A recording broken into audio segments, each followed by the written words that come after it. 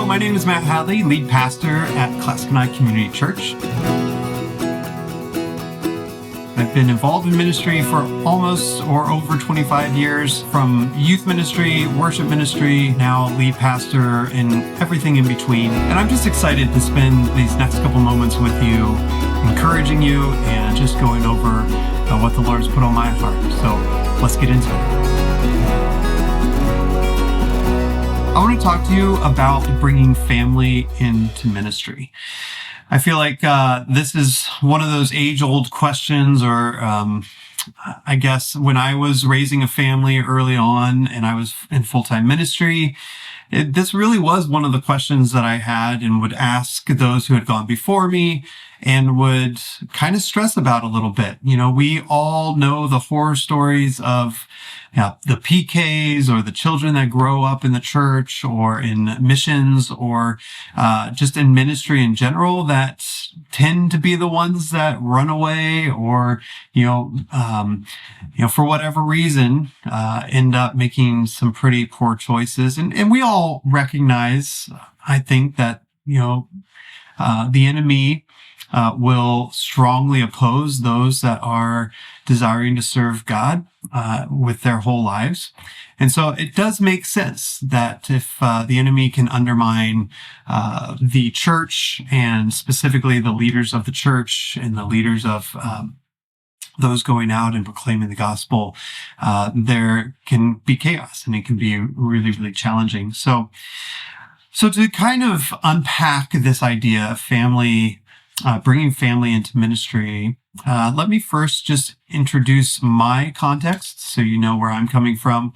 My wife, Anna, we've been married for almost 24 years here coming up this year. We have our oldest is Benjamin. He's 20 years old. So we have 5 children altogether. Ben is 20. We have Aaron, who's 19. They're both off at college. Then we have Grace, who's 17, Leah, who's 15, and Hannah, who's 11 years old. And yes, I have it written down here because to remember all the ages and stages is kind of a tough thing for me.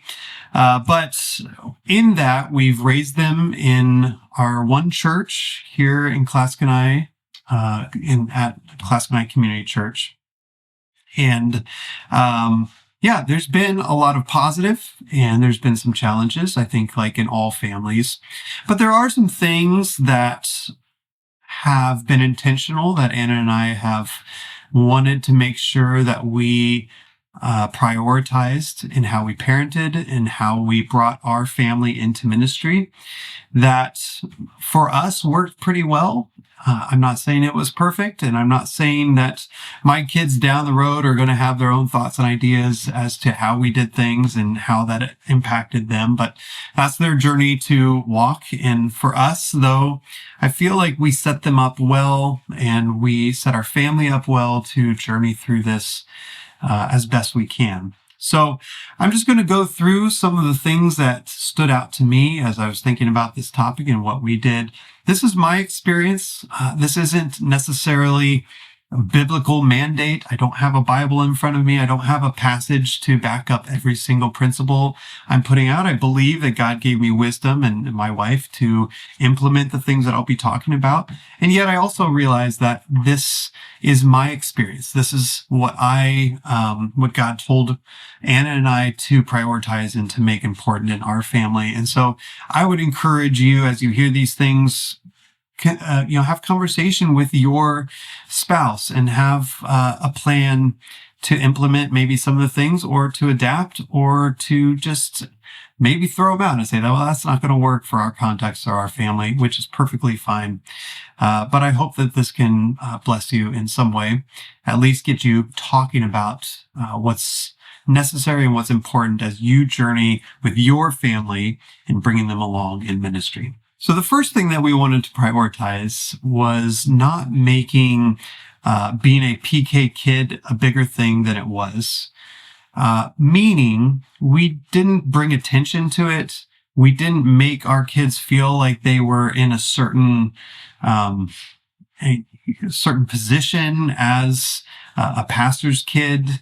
And we tried to do our best to communicate that and talk about that with our church family as well and create that culture within our church. Now, the bonus is that we grew up in this church. So that's unique to our situation. I realize that a lot of pastors will move from church to church and they just adopt the culture that's already there, and it could be a healthy one in this regard or not a healthy one.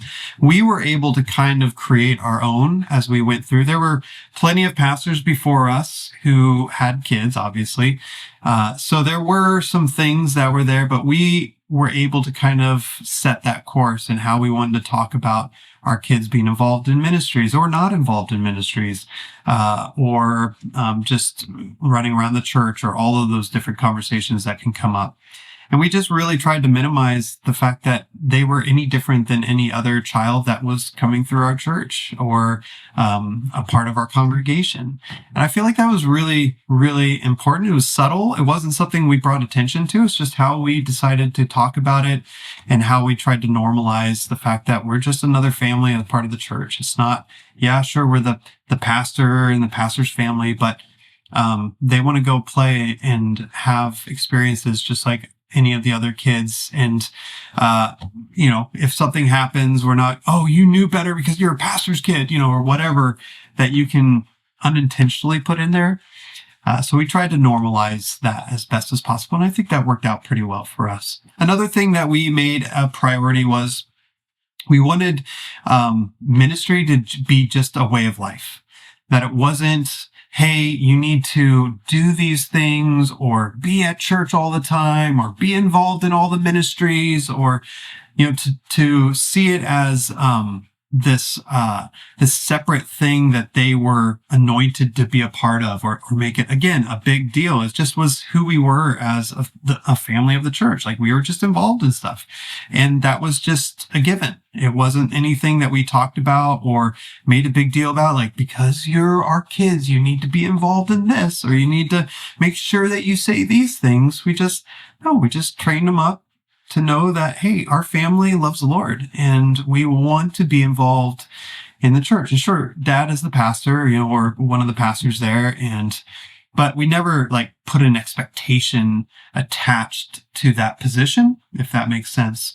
We just wanted them to grow up knowing that it was just what you do as a follower of Jesus, is that you desire the things that the church body provides, and that is fun and exciting, and it's not a drag. So that's kind of the direction that we took on that one. And again, every family is going to be different. Every personality of a child is going to be different. Our kids, both my wife and I, are very laid back. We're very chill about things. And so I think that probably helped in the area of expectations and just what, ministry meant for them. It wasn't this high pressure, you've got to perform, you got to do this certain thing. We just made it just a way of living. This is just who we are. And I feel like the kids kind of adopted that early on. And also the church body kind of adopted that feeling from Anna and I as well, that ministry is just a way of life. And then another priority that we made, especially as the kids were getting older, so we kind of have, we don't have littles anymore, but there was a season where we had very little children. But we have invitation over expectation. And that's what I mean by that is this, that it's less of a solid rule when I'm talking about invitation versus expectation. It's more of a posture to begin discussion. So as the kids got older, we wanted an invitation into ministry, into all the different things on a worship team, or serving, doing slides up in the sound booth, or, being involved in helping in nursery, all the different things that you can get involved with at a church. We wanted it to be an invitation and not an expectation. Now, a caveat to that, when your kids are little, it was all expectation. As parents, we wanted to make sure that we set a foundation that pointed to Jesus. And little kids don't know any better. So they don't have, they might not feel like going to church when they're 9 years old, but we can gently instruct them to say, hey, this is something that we as a family do together. We go and we're part of the body of Christ, and we go and we learn about Jesus, and we can be very clear in those expectations. However, in my 25 years of youth ministry, as well as growing my kids through the teenage years, parenting goes from an absolute or kind of a black and white, if you will, to more of a conversation. It goes to reasoning about things. And if you have teenagers or middle schoolers, you probably have seen this as well. No longer is it okay to just say, no, this is what we're doing. Now they have questions. Why? Why do we do what we do? And those are great questions. And we invite those questions rather than just create expectations. So I think in creating that kind of atmosphere for your kids, they'll more likely be willing to have some conversation and to engage in ministry, not because it's required, but because they want to pursue it themselves. So another priority that Anna and I made for our family was to then, with the invitation, have conversation over just because. And this ties in with my last point, but this takes it a bit further in the sense that, again, this is age appropriate. So if you have littles right now, don't let them run the house, because that's not how God designed the home. That you need to be the parent. So when our kids were little, we showed them what it meant to be a Christ follower. We showed them what it meant to put priorities, godly priorities first in their lives, and train them and took them to church and did all of those things. But again, I'm talking as the family grows, because the problems really start showing up when you get into those middle school, high school years. And so it's so important in those times that we adjust as parents, specifically, that we recognize that it's just not good enough to say, because I said so, because this is what we do, because, and you can fill in the blank there, but we have a really good conversation with them. What is the why behind our ask? I think that's a really important part of this priority. And it can be done in many different ways. Oftentimes we love to just have conversation that wasn't ramped up or heated, or that we're angry about something. But we'd really give space for them to ask the tough questions and to consider what was going on in their transformational process. Because every child, from the moment they're born and then all the way through, have to make their faith their own and their relationship with Jesus their own. And so as they maybe give their lives to Christ, we need to then give them the opportunity to make it real for themselves. And this is a part of that journey, to have conversations with them, not just telling them what they need to be or how they need to act. And so we're very intentional about that. Provide space for that, so that it's not just something that's shoved off to the side or we'll get to it later, but prioritize that in your household. I think that will bring them along into ministry so much easier and probably with more clarity. And then finally, be intentional in your parenting. I've already talked about this as well, but it's so important. And I have a few thoughts on this, on how you can be intentional, how my wife and I were intentional about our journey in bringing our kids along in ministry. But if you aren't intentional in parenting, then probably you're not going to achieve any of the outcomes that you want, because there was no plan to begin with. So here's a few points that I'll say about being intentional as in parenting. The first is this: consistency over perfection. Consistency over perfection. And I get it. This is really easy to say, but probably one of the most difficult things to actually put into practice. If you are a parent or have been a parent for any amount of time, consistency is one of the most frustrating and most challenging things to do. We set off in our minds to do and to be certain things and act certain ways and to train our children in certain things. But then when reality hits, it's really tough to be consistent and to, have, a parenting plan that is consistent. It's just so hard. There's so many ways that we can be lazy or just go adrift or just not prioritize it anymore. And I'm not saying that you'll do it perfectly, but try to be consistent. And in doing so, don't make perfection such an important goal. I know for me, I wanted perfection. I didn't know I wanted perfection. I knew my kids weren't perfect, couldn't be perfect, but somehow in my parenting, I wanted them to be. And things that lead to that perfection are things like disbelief or disappointment or negative words or attitudes at everything that they've done wrong. It can be very negative response, and everything that lends itself to the idea of perfectionism, that you're really disappointed that they didn't keep doing the thing that you asked them to do over and over and over and over and over and over the right time in the right way. And you're really disappointed that they didn't do that. But when you break that down, it's really you were asking them to be perfect in a task, knowing full well that they probably wouldn't be. And now you're reinforcing the fact that they didn't accomplish perfection. So it could just be in those simple ways where we just step back and we say and recognize, there's a standard. There's things we call them to, but when they mess up or when they do something wrong, we don't reinforce a perfectionist type of outcome, but we say, you know what? Let's get it next time. Let's work on it. Let's do better, next time, knowing full well that there's probably going to be mistakes in the future as well. So it really is just a consistency in that pattern that's going to, I believe, train a child up and not just give absolutes where they just, unfortunately, aren't able to attain those things. And we know that, but again, parenting.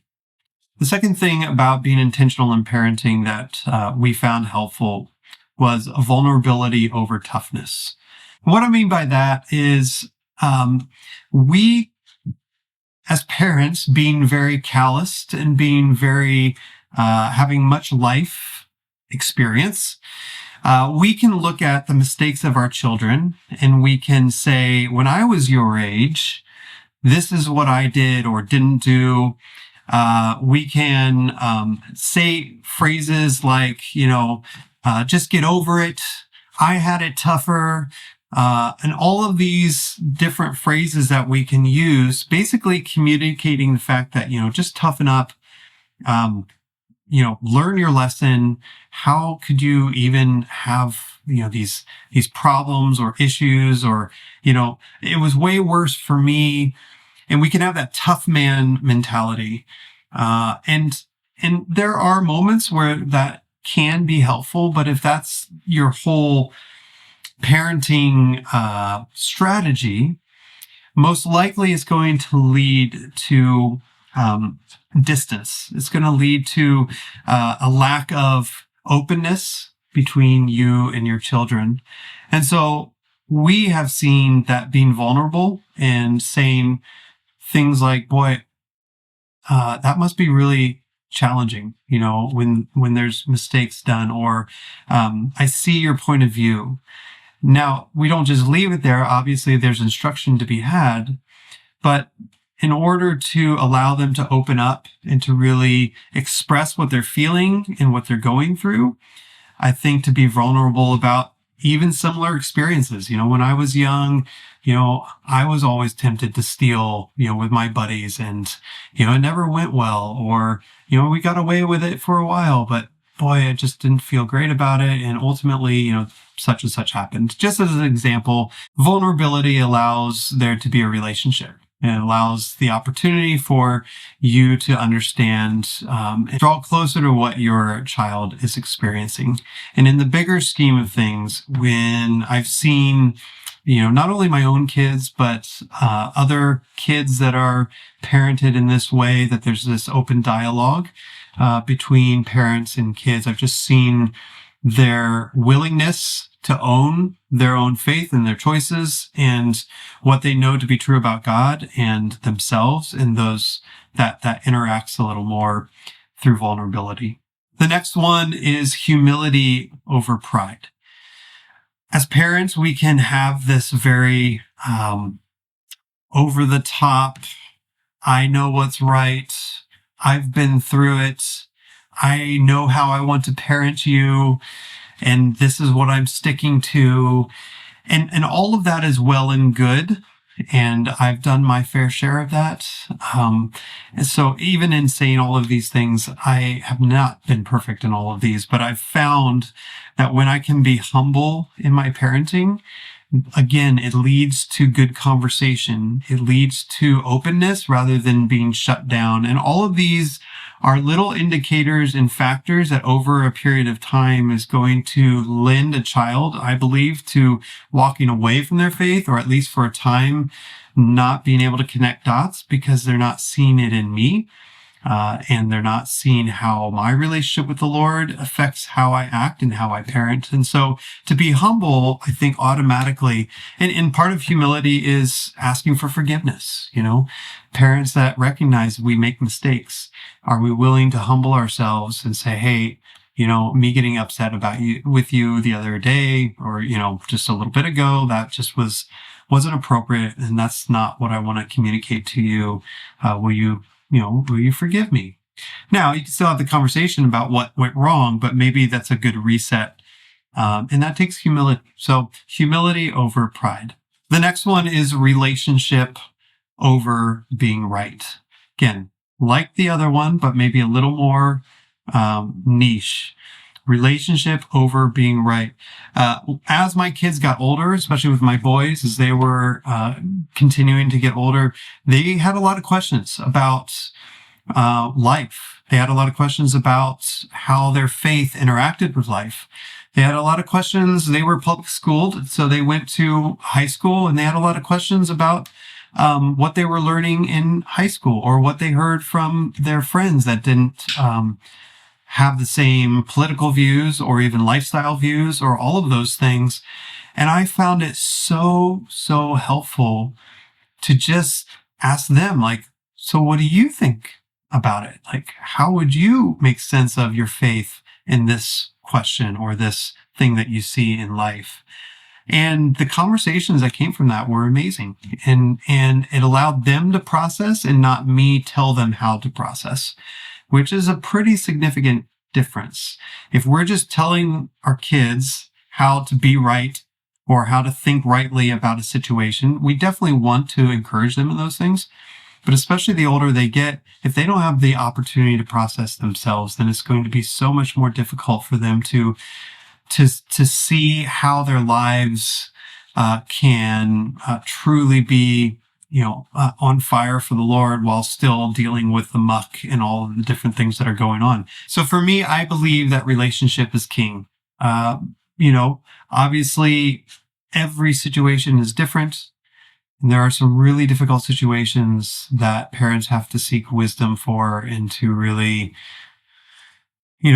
with the best information that they have and knowing their kids and knowing the context, maybe relationship is impossible, but at all costs, I believe, and just the example that Jesus gives us, that he pursued a relationship, even when the situation was daunting and didn't seem possible.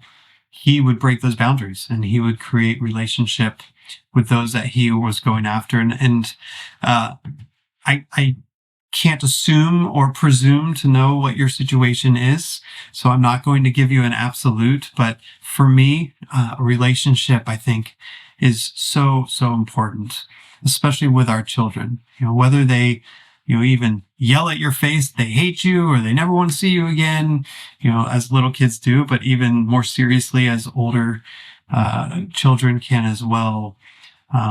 There's still that connection, that family connection. And though in the moment it might not be great, if you can hold the hope and the faith that relationship can be restored, to burn bridges and to do all of those things, Can God still work? Absolutely. But it's going to be so much more challenging. So relationship over being right. Obviously, you're the parent, especially under 18. There's other choices, other parameters in place, all of those factors. So this is a very broad stroke here, but relationship is so important. And I think even in certain situations over being right as the parent. And most of all, and this is my last point, love no matter what. Love no matter what. As parents, we can get so caught up in how our kids perform or how they act or what they're doing or what they're not doing right, that we lose sight in the fact that God's given us them to steward and to love. And in that, as we get back to kind of the topic of this whole conversation, when it comes to bringing our family into ministry, is that the priority of our hearts as parents? To love them, to care for them?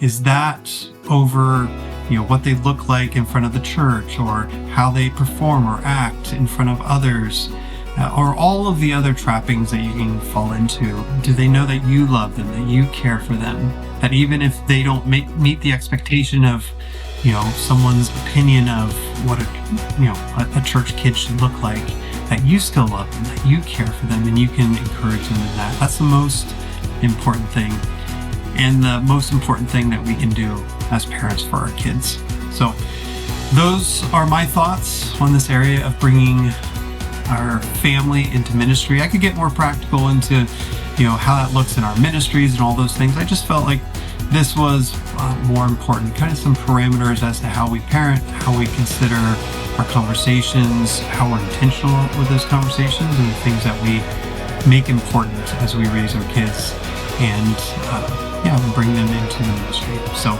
hopefully this was helpful. God bless. Thanks.